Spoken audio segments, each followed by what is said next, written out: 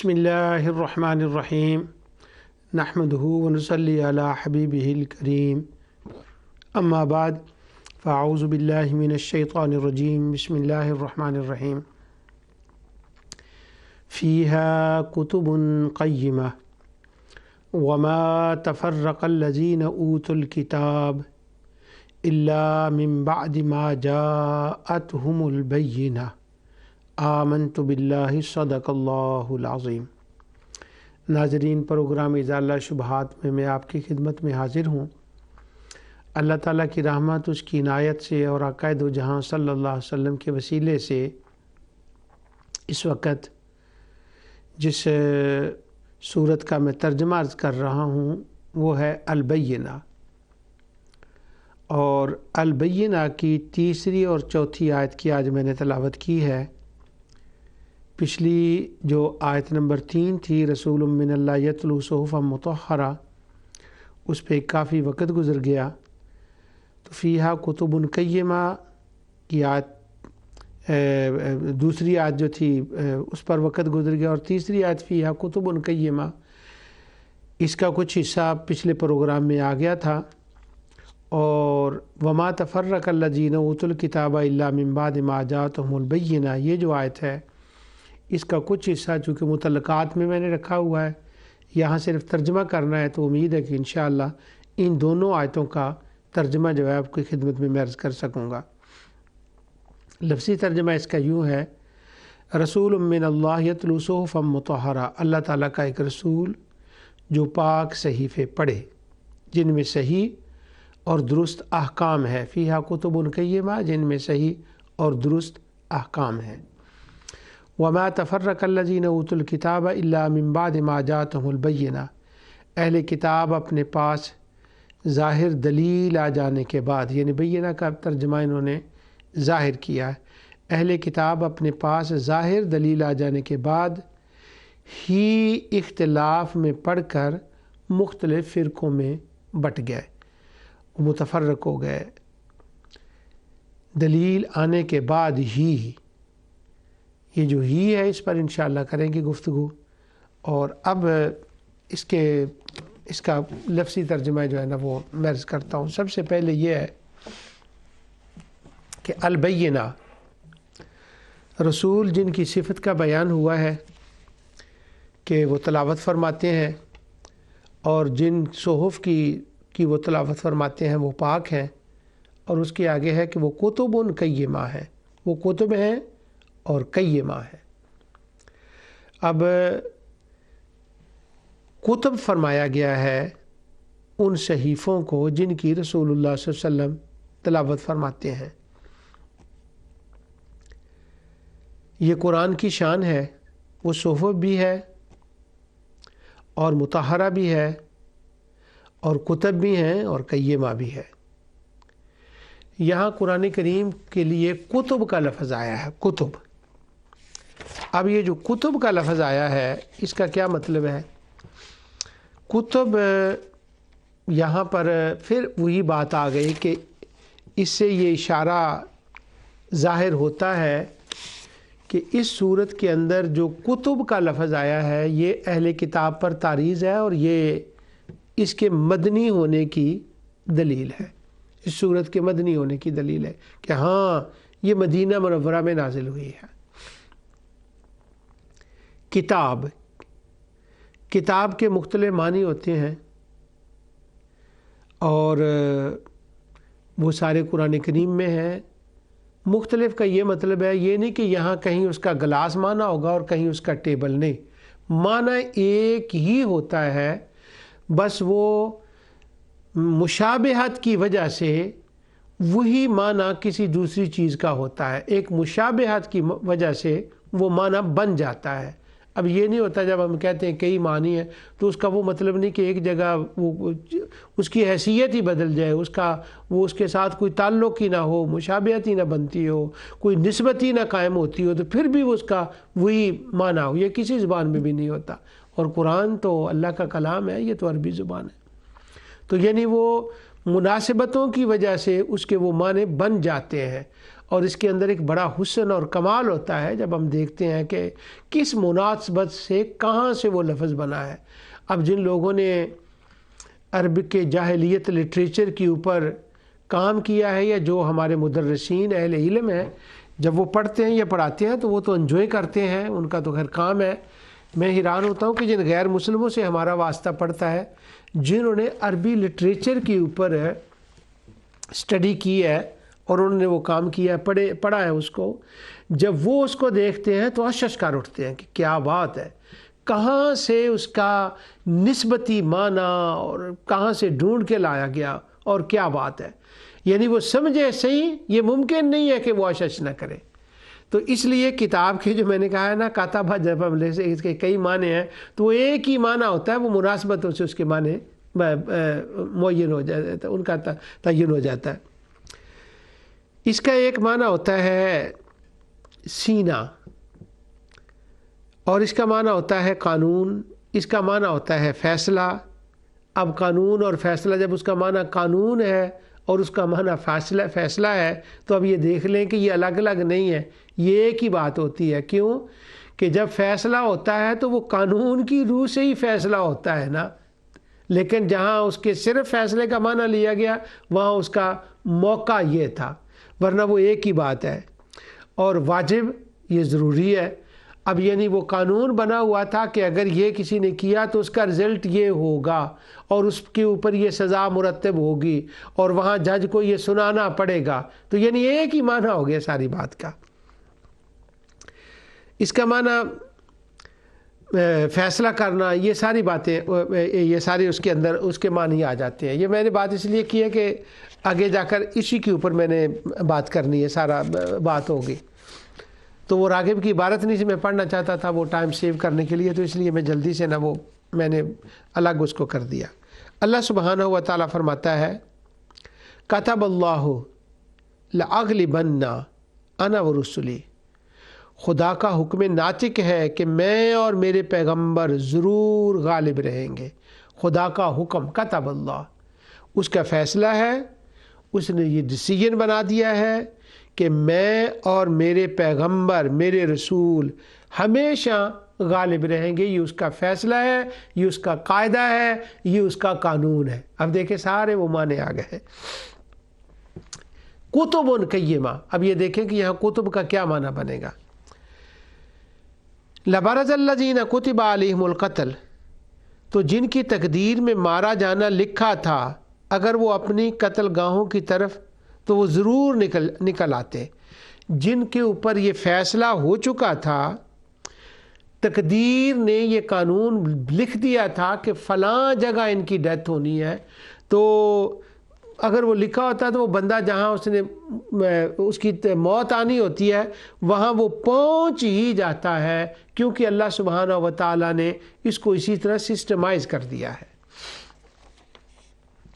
کتب علیکم اذا حضر احدکم الموت، تم پر فرض کیا جاتا ہے کہ جب تم میں سے کسی کی موت کا وقت آئے، تو یہ فرض کیا گیا ہے، یعنی قانون بنا دیا گیا ہے کہ تم میں سے کسی کی موت کا وقت آئے تو آگے پھر وہ وصیت کرنے کا ذکر ہے۔ اس قانون کے مطابق تم وصیت کر سکتے ہو، اور اس قانون کے مطابق نہیں کر سکتے تو وہ بھی قانون کے معنی میں۔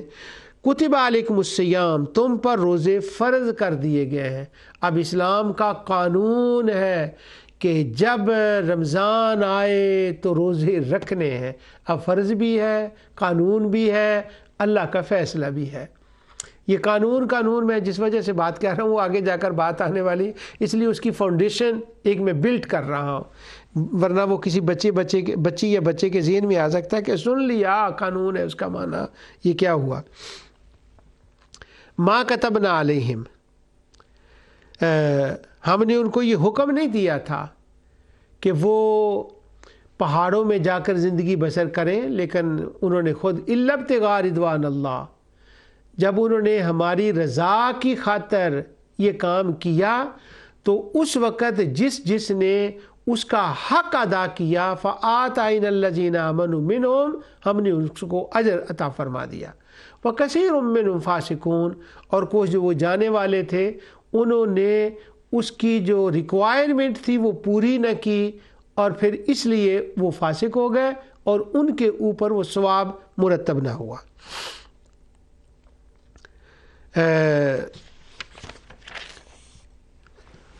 ادخلوا الارض المقدسۃ التی کتب اللہ لکم، اللہ سبحانہ و تعالی نے تمہارے لیے وہ فیصلہ فرما دیا ہے اور تمہارے وہ لکھ دیا ہے تمہارے لیے زمین کو، اگر تم وہاں چلے جاؤ۔ وقال الذین اوتوا العلم والایمان لقد لبثتم فی کتاب اللہ الی یوم البعث، اور جن لوگوں کو علم اور ایمان دیا گیا تھا وہ کہیں گے کہ خدا کی کتاب کے مطابق تم قیامت تک رہو گے۔ کتاب اللہ سے اللہ کا حکم، فیصلہ، علم مراد ہے، اور یہی معنی لکل اجل کتاب میں ہے کہ ہر اس کا قضاء کا حکم، اس کا فیصلہ کتاب میں لکھا ہوا ہے۔ ان عدۃ الشہور عند اللہ 12 شہرا فی کتاب اللہ، اللہ سبحانہ و تعالیٰ کے نزدیک گنتی کے مہینے 12 ہیں، یعنی کتاب خدا میں کتاب اللہ کے معنی حکم الہی کے ہیں۔ اللہ تعالیٰ کا نے لوح محفوظ میں یہ تحریر فرما دیا ہے کہ اس کے نزدیک 12 مہینے ہیں۔ یہ 12 مہینے سے ایک چھوٹا سا نوٹ یہاں میں نے لگایا ہے، اور اس کا موقع نہیں ہے، لیکن میں عرض کر دیتا ہوں کہ 12 مہینے ہیں۔ اب 12 مہینوں کے اندر مشرکین نے ایک بدعت کی۔ اب یہ بدعت کا مسئلہ جو ہے اس کے اوپر تو بڑی تفصیل سے الحمدللہ جتنی اللہ تعالی نے توفیق دی تھی میں نے گفتگو کی ہے۔ 3 بندے دنیا میں بڑے بدعتی گزرے ہیں، اور ان تینوں بندوں کے نام یاد رکھنے چاہیے کہ جو بدعتی ہیں۔ جتنی احادیث آئی ہیں وہ انہی تینوں بدعتیوں کے بارے میں آئی ہیں جن میں بدعت کی مذمت کی گئی ہے، انہی تینوں بدعتیوں بندوں کے بارے میں آئی ہیں۔ اس کے بعد جو ان کے ماننے والے ہیں، اس کے بعد جو اس طرز کا کوئی کام کریں جو ان 3 بندوں نے کیا تھا۔ اب وہ 3 بدعتی بندے، یہ تو ایسے ہے کہ لکھ کر رکھنے والی بات ہے، موٹا سا لکھ کر سامنے رکھنے والی بات ہے، تاکہ جب بھی بدعت کی حدیث پڑھے یا سنے تو وہ پتہ چل جائے کہ یہ کیا بات ہو رہی ہے۔ 3 بندے ہیں، ایک بندے کا نام ہے جو پہلا بندہ ہے، اس کا نام تھا عمر بن لوحی۔ یہ جو عمر بن لوحی تھا، اس نے سیدنا ابراہیم علیہ السلام کی اولاد میں بنی اسماعیل میں یہ نئے کام کیے تھے، یہ بدعتیں گڑی تھیں۔ ایک تو کعبے کے اندر بت لایا، یہ اس کی بدعت تھا، کعبے میں بت لانا، ان بتوں کو خدا کی اولاد قرار دینا، یہ اس کی بدعت تھی۔ ننگے طواف کرنا، یہ اس کی بدعت تھی۔ حرام اللہ تعالیٰ کے نام کی بجائے ذبح کے وقت بتوں کا نام لینا، یہ اس کی بدعت تھی۔ بچوں کو کے بارے میں یہ کہنا کہ یہ ہمیں جو ہمارا سورج خدا اس نے دیا ہے، یہ فلاں ہمارے خدا نے دیا ہے، یہ اس کی بدعت تھی۔ یعنی مشرکوں کے اندر اولاد ابراہیم میں جتنے غلط کام کیے تھے، یہ بدعت کے کام تھے، یہ وہ بندہ تھا۔ اب جب نبی کریم صلی اللہ علیہ وسلم بدعت کا رد فرماتے اور فرماتے کہ وہ جہنمی ہے، وہ گمراہ ہو گیا، وہ اتر گیا پٹری سے، وہ پھسل گیا، تو یہ مراد ہوتا ہے۔ اب میں نے یہاں اس کا ذکر کیوں کیا کہ ان عدۃ الشہور عند اللہ 12 شہرا فی کتاب اللہ، اللہ تعالیٰ کا تو حکم یہ تھا، اس کا تو فیصلہ یہ تھا کہ 12 مہینے ہیں، اور 12 میں سے 4 جو ہیں وہ عزت والے ہیں۔ اب یہی جو بدعتی بندہ ہے عمر بن لوحی، اس نے جو وہ 4 مہینے تھے نا، منہا 4 حرم، جو حرمت والے رسپیکٹڈ مہینے تھے، ان کے اندر تبدیلی کر دی۔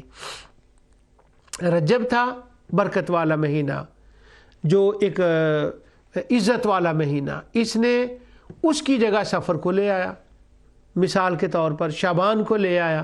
اس نے اللہ تعالیٰ کی اس کتاب کے فیصلے کے اندر چینجنگ کی تھی۔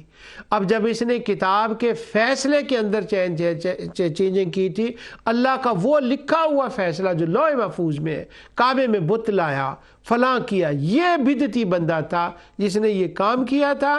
اللہ سبحانہ و تعالیٰ کی اس پہ لعنت ہو، اور نبی کریم صلی اللہ علیہ وسلم نے اپنے ارشادات کے اندر اس کے اوپر اس کو فرمایا اور لعنت فرمائی اس کے اوپر کہ یہ لعنتی بندہ تھا اور یہ جہنمی ہے۔ دوسرا بدعتی بندہ، لکھنے والا نام ہے یہ بھی، اور اس بدبخت کا تو قرآن میں نام آ گیا، جس کا بھی میں نام لینے والا ہوں۔ اب قرآن میں اس کا نام کیوں آیا؟ اب سورۃ البینہ کا جو متعلقات میں بیان کرنے لگا ہوں، اور مطہرہ کا باقی کا حصہ جس کے اوپر میں نے گفتگو کرنی ہے، اس مطہرہ کے حصے میں اس بندے کا ذکر بھی آئے گا انشاءاللہ۔ اللہ تعالیٰ وہاں تک لے جائے، جو متعلقات ہیں نا ترجمے کے بعد، اس میں اس کا بھی ذکر آئے گا، اور قرآن میں اس بدعتی کا ذکر آ گیا، اور اس کی بدعت کا بھی ذکر قرآن میں ہے۔ حیران کن بات یہ ہے کہ لوگ جب اس کا ذکر کرتے ہیں باقی واقعہ بیان کر دیتے ہیں، لیکن اس کی بدعت کا ذکر نہیں کرتے، اس حساب سے کس نے یہ بدعت کی تھی۔ حالانکہ مفسرین نے، علامہ قرطبی نے، وہ حوالے میں نے پڑھے ہیں، انہوں نے اس کا اس نام لے کر اس کا بدعتی ہونا ذکر کیا ہے۔ اس بندے کا نام ہے سامری، عمر بن لوہی، اس کا تاریخ عرب میں نام ہے، عرب کے اشعار میں نام ہے، عرب کی تاریخ میں نام ہے، تاریخ اسلام میں نام ہے، احادیث کے اندر اس کا نام ہے، قرآن میں نہیں آیا، پر اس بدبخت کا نام تو قرآن میں آیا ہے۔ سامری کا بڑا بدعتی بندہ تھا یہ، اور منافق قسم کا منافق تھا یہ، اس کے اندر قبطیوں کی محبت تھی، اور اس سامری نے بدعت کی تھی موسیٰ علیہ السلام کے زمانے میں۔ اور تیسرا بندے کا نام ہمارے ہاں یہ اتنا مشہور نہیں ہے، اس کا مذہب مشہور ہے لیکن یہ مشہور نہیں ہے، اس کا نام ہے پول۔ اور یہ جو پول نام کا بندہ ہے، ہمارے جو کرسچینٹی کا مطالعہ کرنے والے اہل علم ہیں وہ تو اس کو جانتے ہیں، یہ اتنا بڑا بدعتی بندہ تھا کہ یہ وہ بندہ ہے جس نے سیدنا عیسیٰ علیہ السلام کی نبوت کا انکار کیا اور ان کو تثلیث کا حصہ بنایا۔ یہ وہ بندہ تھا جس نے عقیدہ کفارہ گڑھا، یہ وہ بندہ تھا جس نے انجیل برنباس کی مخالفت کی۔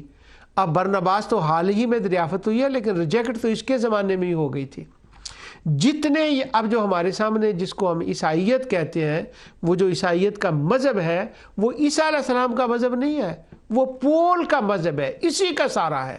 اس نے عیسیٰ علیہ السلام کے مذہب کو عالمگیر بنایا، ورنہ قرآن تو کہتا ہے وَرَسُولًا إِلَىٰ بَنِي إِسْرَائِيلَ۔ اس پر متعلقات میں بات آئے گی، لیکن ابھی میں نے اشارہ کر دیا ہے، قرآن کہتا ہے وَرَسُولًا إِلَىٰ بَنِي إِسْرَائِيلَ، بس۔ اور یہ وہ بندہ ہے جس نے یہ بدعت گڑھی تھی کہ وہ عالمین کے لیے ہے۔ تو یہ تین بدعتی بندے، عمر بن لوہی، سامری اور پول۔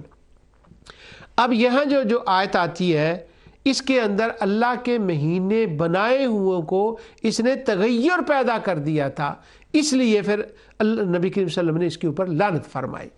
اب آتے ہیں واپس اس بات کے اوپر، فیہا کتب قیمہ، خدا کے قانون کو بدلا تھا اس نے، یہ تینوں نے، عمر نے بھی، سامری نے بھی اور پول نے بھی۔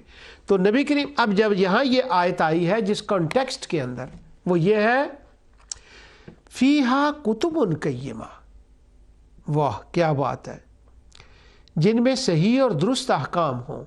ان کتابوں کی تلاوت فرماتے ہیں، پاک کتابوں کی، اور ان کتابوں کی جن کے احکام درست ہیں۔ درست احکام کا کیا مطلب ہے یہاں پر؟ وہ یہ مطلب ہے کچھ وہ احکام تھے جن کو ابراہیم علیہ السلام لے کر آئے تھے، وہ نسل در نسل ابراہیم کی اولاد میں بنی اسماعیل میں آئے، اور کچھ وہ تھے جن کو موسیٰ علیہ السلام لے کر آئے، کچھ وہ تھے جن کو عیسیٰ علیہ السلام لے کر آئے۔ اب ذرا قرآن کی پہلی آیت کو پڑھے، اس سورت کی پہلی آیت کو پڑھے، میں قرآن کہہ رہا ہوں، لم یکن الذین کفروا من اہل الکتاب، من اہل الکتاب، من اہل الکتاب، یہاں بیان ہو رہا ہے پول کے ماننے والوں کا جنہوں نے اس مذہب کو تبدیل کیا تھا۔ اب انتظار تھا کہ وہ بینہ آئے اور حقیقت حال کو بیان کرے۔ اب وہ حقیقت حال کو بیان کرنے والا وہ رسول آ گیا جو ان کتابوں کی تلاوت فرماتا ہے جو کتابیں قرآن میں آ گئی، جو اصلاً عیسیٰ علیہ السلام پر انجیل نازل ہوئی تھی۔ سامری، اور سامری کے بعد کے سامری تو موسیٰ علیہ السلام کے زمانے میں ہی تھا، بعد میں ان کتابوں کے اندر بڑا رد و بدل ہو گیا۔ وہ جب حملہ کیا تھا بخت نصر بادشاہ نے، تو بخت نصر بادشاہ نے جب حملہ کیا تو وہ تورات کو بھی اس نے جلا دیا۔ بعد میں کسی نے اپنی یادداشت سے کچھ لکھا، بعد میں جو ان کے احبار تھے انہوں نے اور اس کے اندر داخل کر دیا۔ اب وہ کتابیں بھی نہ رہی، کچھ سامری کا کام، کچھ اس کے بعد کا کام۔ اب جب رسول اللہ صلی اللہ علیہ وسلم تشریف لائے تو فیہا کتب قیمہ، انہوں نے اس کتاب کی تلاوت کی، اس تورات کی تلاوت کی جو اصلاً تورات موسیٰ علیہ السلام پر نازل ہوئی تھی، اور وہ صحف تھے، وہ مطہرہ تھی، اور یہ رسول اسی مطہرہ کی، انہی صحف کی اور انہی صحیح درست احکام والی کتابوں کی تلاوت فرماتا ہے۔ واہ کیا بات ہے! فیہا کتب قیمہ، ابراہیم علیہ السلام کا دین، کیونکہ لم یکن الذین کفروا من اہل الکتاب والمشرکین۔ اب وہ جو مشرکین شرک والے بنے تھے جن کو عمر بن لوہی نے تبدیل کیا تھا، یہ رسول ان کی بھی اصلاح فرماتا ہے، ان کی بھی اصلاح فرماتا ہے، اور جن قوانین کی یہ تلاوت فرماتا ہے، جن کتابوں کی یہ تلاوت فرماتا ہے، وہ بالکل سیدھی ڈائریکشن بتاتی ہیں۔ سیدھی ڈائریکشن کا کیا مطلب ہے؟ وہ جو آدم علیہ السلام سے لے کر عیسیٰ علیہ السلام تک تھی، اسی ڈائریکشن کی یہ رسول راہ بتاتا ہے۔ رسول من اللہ، لہذا اب رسول من اللہ یتلو صحفا مطہرہ فیہا کتب قیمہ کا معنی ہے، یہ معنی ہوگا یعنی وہ جو اللہ تعالیٰ کے ازلی ابدی فیصلے ہیں، یہ رسول ان کی تلاوت کر کے سناتا ہے۔ وہ ازلی ابدی فیصلے کیا تھے؟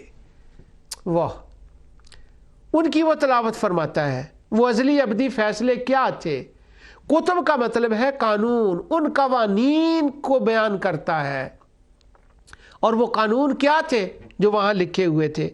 ابدی فیصلے کیا تھے؟ وہ یہ تھے کہ بنی اسحاق میں نبوت آئے گی۔ مخاطب اہل کتاب، پہلے کہ اہل کتاب کا ذکر آیا ہے، سورت ہے مدنی، کہ بنی اسحاق میں نبوت آئے گی۔ اب یہ لکھا ہوا تھا، یہ فیصلہ تھا، یہ قانون تھا۔ وہ اس کی قدر نہیں کریں گے، انبیاء کرام کی گستاخیاں کریں گے، انہیں شہید کریں گے، تو اس فیصلے کے مطابق پھر نبوت بنی اسحاق سے نکل کر بنی اسماعیل میں چلی جائے گی، اور انہی فیصلوں کے مطابق بنی اسماعیل میں یہ رسول آیا ہے، اور انہی فیصلوں کو تو یہ رسول تمہیں پڑھ کر سنا رہا ہے، کیونکہ وہ فیصلے تورات، زبور، انجیل میں لکھے ہوئے ہیں، اور قرآن میں انہی فیصلوں کو دہرایا گیا ہے۔ تو گویا یہ رسول سب کتابوں کی تلاوت فرما رہا ہے، اس لیے کہا گیا فیہا کتب قیمہ، یہ ان ساری کتابوں کے، ان سارے قوانین، سارے فیصلوں کو پڑھ کے سنا رہا ہے جو اللہ تعالیٰ نے ازلی ابدی فیصلے فرما دیے تھے، اور وہ پہلی کتابوں میں ذکر تھے، یہ ان کی تلاوت کر رہا ہے۔ پوری تاریخ عرب ان دونوں آیتوں کے اس آیت کے اندر اللہ سبحانہ و تعالی نے اس کو بیان فرما دیا، اس لیے اس کو کتب فرمایا گیا۔ کتب کتاب کی جمع ہے، تو قرآن کریم تو ایک کتاب ہے، تو اس کے لیے جمع کا صیغہ کیوں لایا گیا؟ پہلا سبب، اس کا سبب یہ ہے کہ جیسے پورے قرآن کا نام بھی قرآن ہے، اور ایک حصے کا نام بھی قرآن ہے، اسی طرح ایک سورت کا نام بھی قرآن ہے، اسی طرح پوری کتاب کا نام بھی اسی طرح ایک سورت کا نام بھی قرآن ہے، اسی طرح پوری کتاب کا نام بھی کتاب ہے، اور اس کے ایک حصے کا نام بھی کتاب ہے، اور ایک سورت کا نام بھی کتاب ہے۔ چونکہ سورت سے پہلے بہت سی دیگر سورتیں نازل ہو چکی تھیں جن کی تلاوت رسول اللہ صلی اللہ علیہ وسلم نے فرمائی تھی، اس لیے یہاں پر جمع کا لفظ آیا، فیہا کتب قیمہ، یہ کتابوں کی تلاوت کرتے ہیں، اور ان کتابوں کی تلاوت کرتے ہیں جو درست ہیں، صحیح ہیں، اور وہ صحیح سمت کی طرف لے کر جاتے ہیں۔ کس سمت کی طرف؟ یہ جو حضرت مسیح کی سمت ہے، حضرت زکریا کی، حضرت یحییٰ کی، حضرت داؤد کی، حضرت سلیمان کی، حضرت موسیٰ کی، حضرت ابراہیم کی، حضرت نوح کی، حضرت ادریس کی، حضرت آدم کی جو سمت ہے، اسی سمت۔ یہ مطلب ہے کہ قیمہ، یہ اس کی وہ سیدھی راہ ہے جس سیدھی راہ کی طرف جانا ہے۔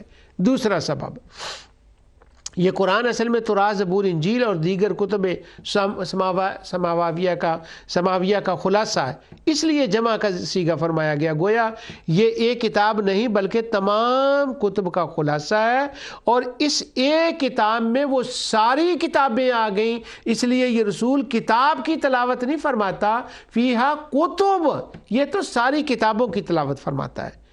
تیسرا سبب، اب یہ اصل بات تھی جس کے لیے میں وہ قانون کے لیے وہ فاؤنڈیشن جو تھا وہ بلڈ کر رہا تھا، وہ سبب یہ ہے چونکہ کتاب کا معنی قانون بھی ہوتا ہے، اور ذرا قرآن کے صدقے جائیں اور واری جائیں جس کو کہتے ہیں، لم یکن الذین کفروا من اہل الکتاب والمشرکین، اہل کتاب کو مقدم رکھا، اور ان کا نام ہی اہل کتاب، کتاب کا نام، یہ کیوں ہے کتاب کا نام، اہل کتاب ان کا نام کیوں ہے، اور مشرکین سے ان کو مقدم رکھا ہے؟ کیا بات ہے، واہ سبحان اللہ۔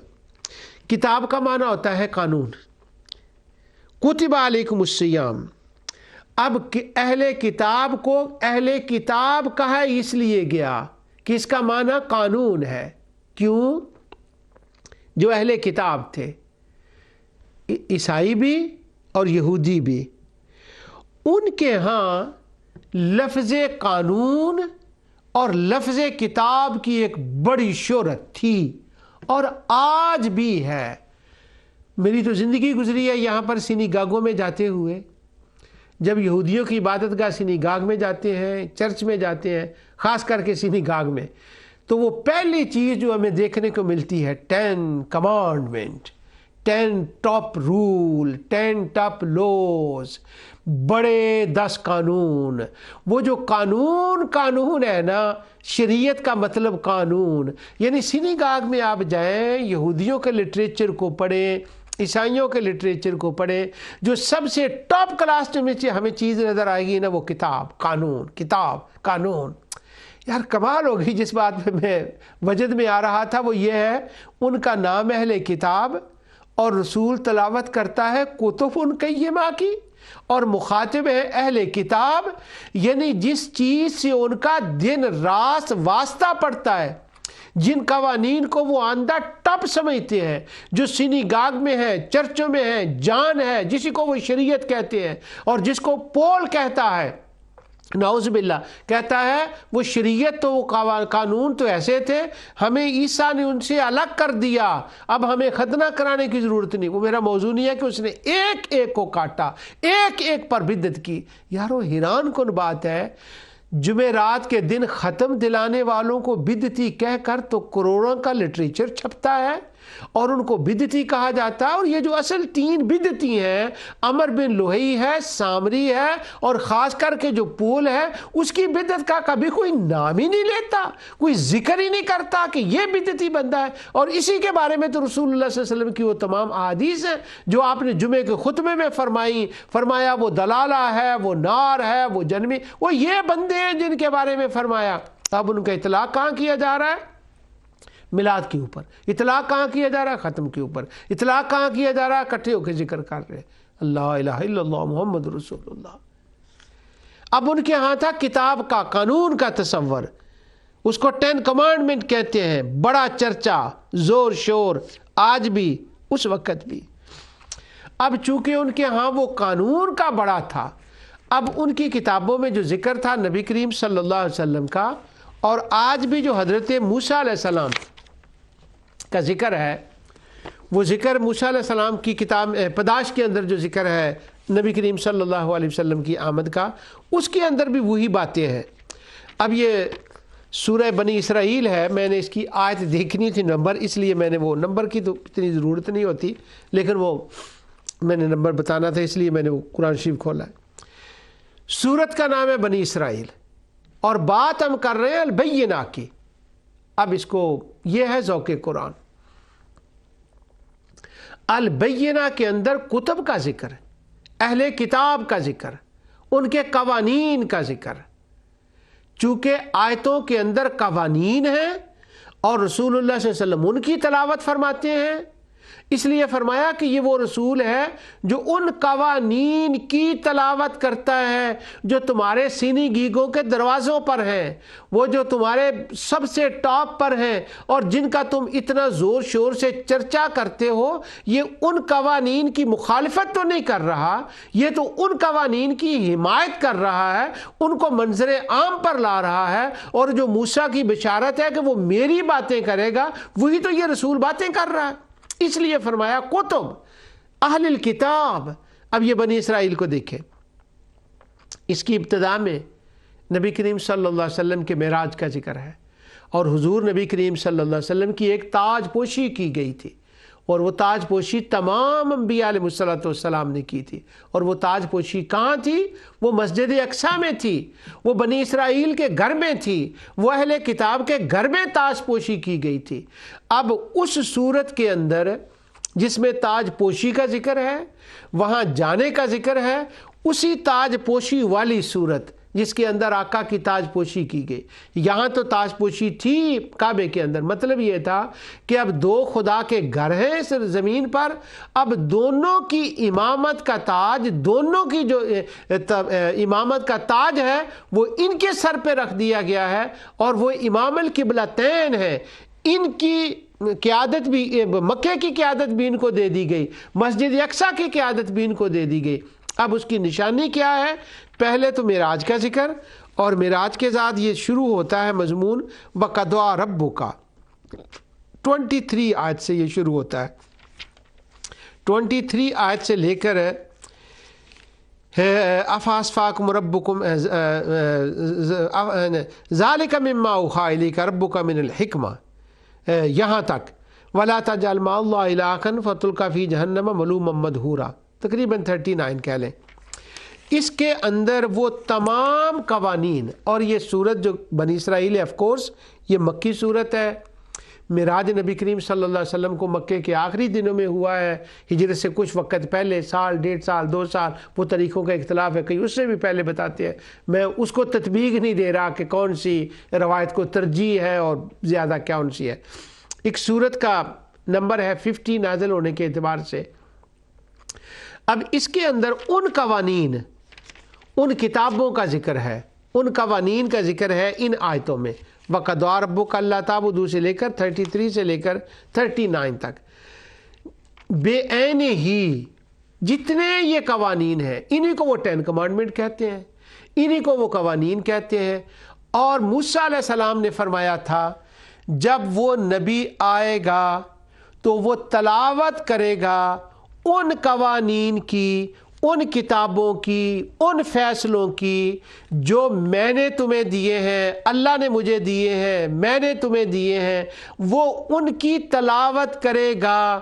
جب ان کی تلاوت کرے گا، میری اس کی تعلیم میں فرق نہیں ہوگا، وہ مجھ جیسا ہوگا، تو تم اس وقت اسے پہچان لینا کہ وہی رسول من اللہ ہوگا، وہی اللہ کا رسول ہوگا، اور وہ کتابوں کی تلاوت کرے گا۔ ایک صحیفہ یہ، ایک صحیفہ یہ، ہم الگ الگ کرتے ہیں، وہ کٹھے سب کی کرے گا، اور وہ سارا رستہ ہمارے انبیاء کا ہے، جتنا ایک ہی رستہ ہے وہ اسی کی طرف لے کر آئے گا۔ اب اللہ سبحانہ و تعالیٰ نے کتب قیمہ یہاں فرمایا کہ یہ وہ رسول ہے جو ان کتابوں کی تلاوت کرتا ہے، ان فیصلوں کی، ان قوانین کی، ان احکام کی تلاوت کرتا ہے جو پہلے قوانین بیان ہوئے اور ان میں جو مزید تشریح ہے ان کی وہ سب کی تلاوت فرماتا ہے حکمت کے ساتھ۔ صرف احکام نہیں، یہاں حکمت کا لفظ بھی آیا ہے۔ اور فلسفی نظر میں اگر ویسے تو ہم حکمت کا ترجمہ سنت کرتے ہیں، اگر فلسفی کی زبان میں، فلسفے کی زبان میں تو ان کے یہ معنی بنے گا کہ بالحکمہ، چونکہ فلسفہ تو اس وقت یہودیوں کا تو عام ہو گیا تھا، ہمارے ہاں ذرا اس کی کتابیں بعد میں عباسیوں کے زمانے میں، بنو امیہ کے زمانے میں آئی، ان کے ہاں تو وہ پورا ایک سبجیکٹ بن چکا تھا۔ اب وہ حکمہ اپنے معنی میں سمجھتے تھے۔ فرمایا وہ صرف حکمہ بتاتا ہے، ان احکام کو ماننے کی وجوہات کیا ہیں، ان احکامات کے اندر حکمتیں کیا ہیں، ان کا سبب کیا ہے۔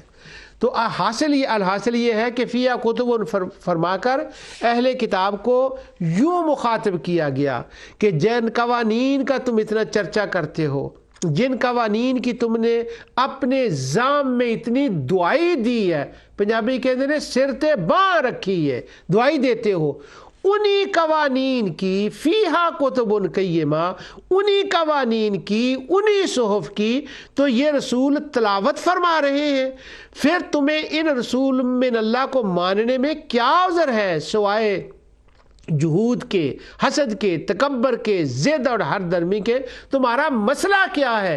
تمہیں تو اپنے آپ کو اہل کتاب کہتے ہوئے شرم آنی چاہیے۔ تم تو اہل کتاب اپنے آپ کو کہتے ہی اس لیے ہو کہ ہم کتاب پڑھتے ہیں، ہمارے یہ قوانین ہیں، جو ان قوانین کو یس کرے وہ بندہ سچا ہے۔ تو یہ تو یس کر رہا ہے، ان کی مزید تشریح کر رہا ہے، ان کی مخالفت نہیں کر رہا، تو تمہارا مسئلہ کیا ہے؟ اب تمہارے پاس رسول کو نہ ماننے کا کیا عذر رہ گیا ہے؟ نہ تو تم خود ایمان لاتے ہو، اور جب مشرکین تم سے سوال کرتے ہیں کہ کیا یہ وہ نبی ہے تو تم ان کو بھی روکتے ہو۔ اس لیے تمہاری صفت ہے یصدون عن سبیل اللہ، کہ تم ان کو بھی روکتے ہو۔ یہ جو ہے نا، کیا یہ وہ نبی ہے، بڑی خاص بات ہے۔ یہ ان اہل علم یا ان حلقوں میں یہ بات ہے کہ جن کو پرانی کتب کے اندر، بائبل کے اندر نبی کریم صلی اللہ علیہ وسلم کے تذکرے کے بارے میں بات کرنے کا اللہ تعالیٰ موقع عطا فرماتا ہے، کیونکہ یہ وہ نبی والی بات بڑی اہم بات ہے۔ اس لیے رسول من اللہ، اللہ کا رسول، اللہ کا، یہ اسی بات سے جا کر اس بات کا لنک ہوتا ہے۔ حضرت یحییٰ علیہ السلام کے پاس کچھ لوگ جاتے ہیں، یہ آج بھی بائبل میں ہے، اس سے جا کر کہتے ہیں آپ بتائیں کہ آپ مسیح ہیں، آپ ایلیاء ہیں، یا آپ وہ نبی ہیں جن کا تمام صحف کے اندر ذکر ہے؟ یہ آج کی بائبل میں ہے۔ تو حضرت یحییٰ علیہ السلام فرماتے ہیں میں ایلیاء ہوں، یعنی اسی وقت تو نہیں، باقی کی آیتوں کو ملا کر ایلیاء ان کا دوسرا نام ہے۔ ہاں میں یحییٰ ہوں، مسیح ابھی آ جائیں گے تھوڑی دیر کے بعد، اسی مجلس میں سیدنا عیسیٰ علیہ السلام آ گئے، اور باقی رہا وہ نبی تو ابھی آئے گا۔ تو وہ نبی ایک بڑا خاص لفظ ہے، قیمہ، اس کے بعد قیمہ کا لفظ ہے کہ یہ وہ کتاب ہے کہ اس پر انشاءاللہ آگے جا کر میں بات کروں گا، کہ جو صراط مستقیم ہے، جو سیدنا آدم علیہ السلام سے لے کر نبی کریم صلی اللہ علیہ وسلم تک تمام انبیاء آئے ہیں، ان کا راستہ اس کا راستہ تھا۔ اب ایک بات پھر میں دوبارہ اس عبارت کو پڑھتا ہوں تاکہ ایک یاد تازہ ہو جائے، کیونکہ فیہا کتب قیمہ تک ہم آ گئے ہیں، اور یہ فیہا کتب قیمہ تک جو ہے نا وہ پورا وقف ہے، وقف تام ہے یہاں پر۔ پیچھے سے بات شروع ہوئی، ابھی تک مجھے کسی دوست نے فون نہیں کیا، میں نے یہ کہا تھا کہ کوئی تلاش مدد کرے کوئی دوست اس مسئلے میں، کہ یہ جو اوقاف ہے مشہور ہے کہ حجاج نے لگوائے اور ابو الاسد نے لگایا اور فلاں نے کیا، شاید اس کی کوئی پرانی تاریخ بھی ہو۔ اب پہلی آیت کے اندر بھی وقف ہے اور اس کے اوپر لا ہے، دوسری آیت کے اوپر بھی ہے، اور تیسری آیت جو ہے فیہا کتب قیمہ، یہاں آ کر جو ہے نا وہ بات مکمل ہوئی ہے۔ اب ذرا ایک بار پوری دونوں آیتوں کو پڑھ لیں۔ اللہ تعالیٰ فرماتا ہے اے اہل کتاب، اے مشرکو، تم کیا کہتے تھے؟ وہ جو امام راضی نے کہا ہے، وہ کہتے ہیں وَأَحْسَنُ الْوَجْهُ الَّذِي، لخصہ صاحب الکشاف، وہ کہتے ہیں کیا خوبصورت بات کی ہے صاحب کشاف نے۔ اب صاحب کشاف کا معتزلی ہونا جن مسئلوں میں اختلاف ہے، اب تو ہم عربی ایک گرامر کی یا ایک معنی کی بات کر رہے ہیں، وہ معتزلیوں کی بات نہیں ہے۔ اب وہ راضی بندہ جس کی ساری عمر گزر گئی امام راضی کی، معتزلیوں کو رد کرتے ہوئے فرماتے ہیں وَأَحْسَنُهَا، کیا کمال کی وجہ بیان کی ہے اور کتنی خوبصورت وجہ بیان کی ہے اس آیت کو بیان کرنے کے لیے کہ جب وہ بینہ آ جائے گا تو یہ کفر سے الگ ہو جائیں گے، تو یہ کفر سے تو الگ نہیں ہوئے، تو پھر اس آیت کا کیا مطلب ہے؟ تو وہ کہتے ہیں کیا کمال کی وجہ، امام راضی کہتے ہیں وجہ بیان کی ہے صاحب کشاف نے، فرماتے ہیں وَهُوَ أَنَّ الْكُفَّارَ مِنَ الْفَرِيقَيْنِ أَهْلِ الْكِتَابِ وَعَبَدَةِ الْأَوْثَانِ، یہ دو گروہ تھے کافروں کے، ایک بتوں کی عبادت کرنے والے اور ایک اہل کتاب۔ کانو یقولون، دونوں شرط باں رکھی سی، دعائی مچائی سی انہوں نے، یہ کہتے تھے قبل مبعث محمد صلی اللہ علیہ وسلم، یہ حضور کے آنے سے پہلے کہتے تھے لا ننفق عما نحن علیہ من دیننا ولا نترکہ حتی یبعث النبی الموعود الذی هو مکتوب فی التوراۃ والانجیل وهو محمد صلی اللہ علیہ وسلم فحق اللہ تعالی ما کانوا یقولونہ۔ کیا کمال کی بات کی ہے صاحب کشاف نے کہ حضور کے آنے سے پہلے یہ کہتے تھے لا ننفق اما نحن علیہ من دیننا، یہاں لفظ کیا ہے من اہل الکتاب والمشرکین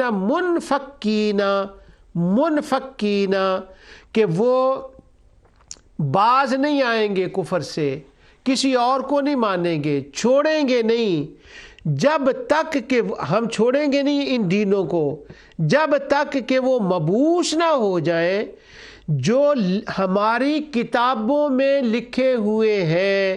کون کہ کتابوں میں؟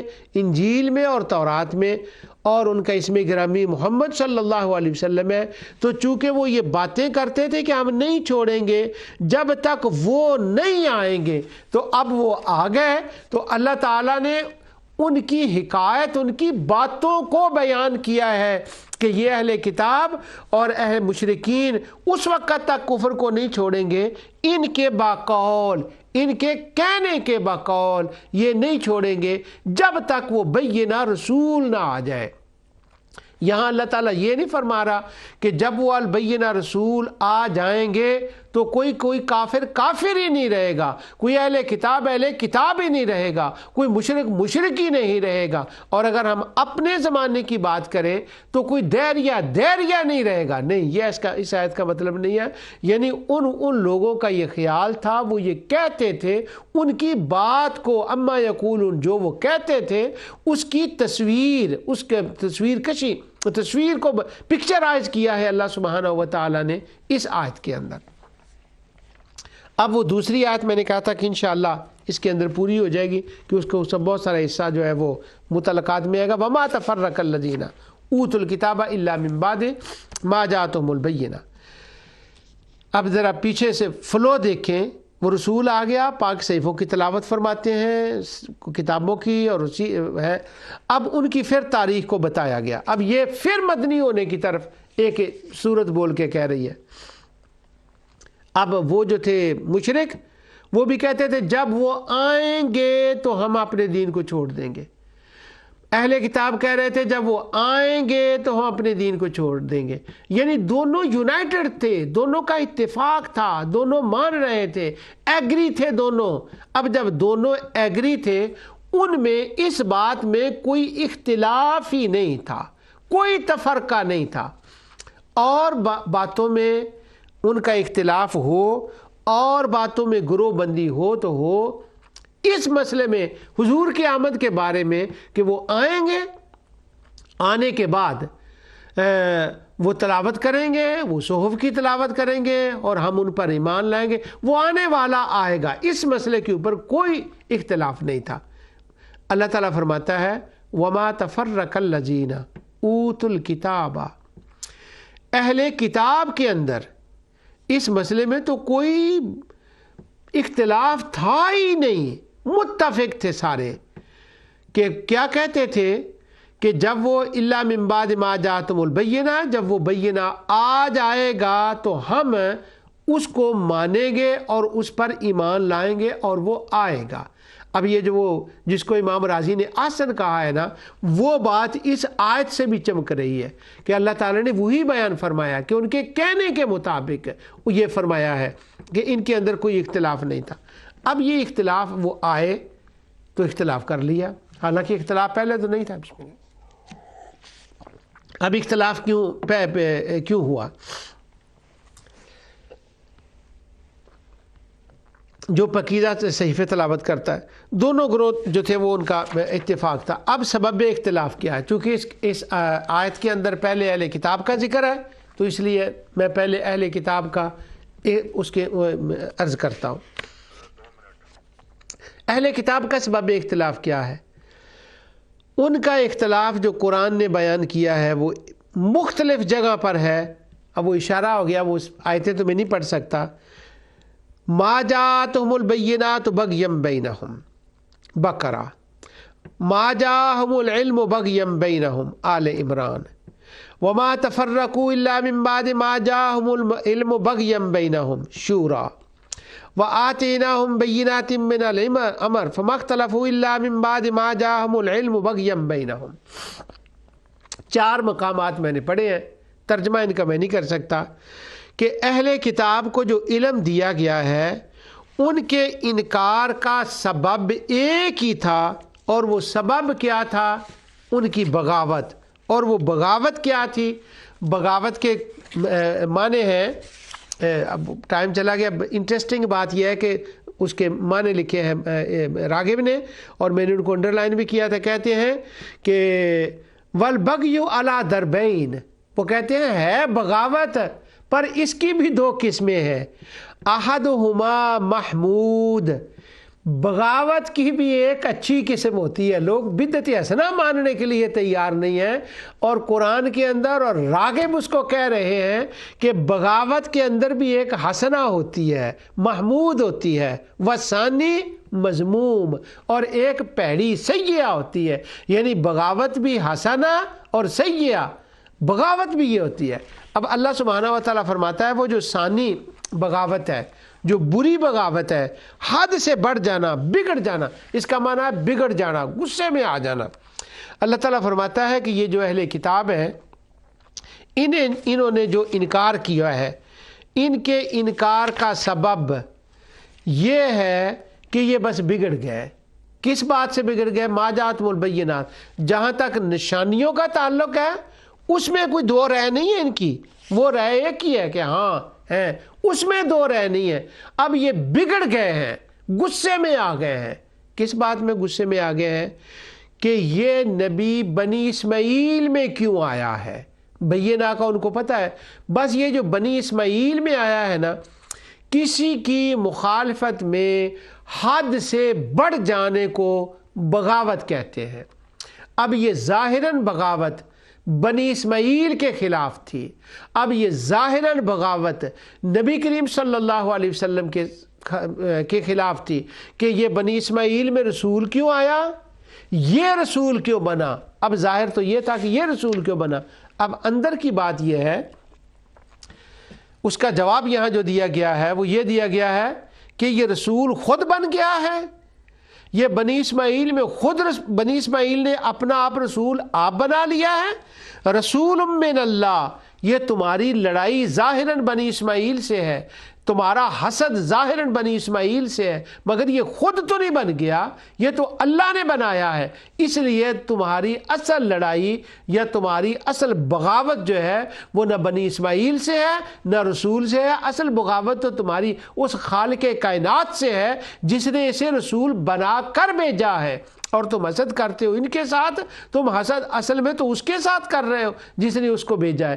تو یعنی ان میں اختلاف نہیں تھا کہ وہ رسول آیا اور وہی رسول ہے جس کی علامات ہیں، مگر یہاں پر جو ان کا مسئلہ تھا وہ مسئلہ یہ تھا کہ بنی اسماعیل اور بنی اسحاق کا مسئلہ تھا، یہی ان کی بغاوت تھی۔ اللہ تعالیٰ فرماتا ہے ورنہ ان کے سامنے وہ سارے سائن کھلے تھے۔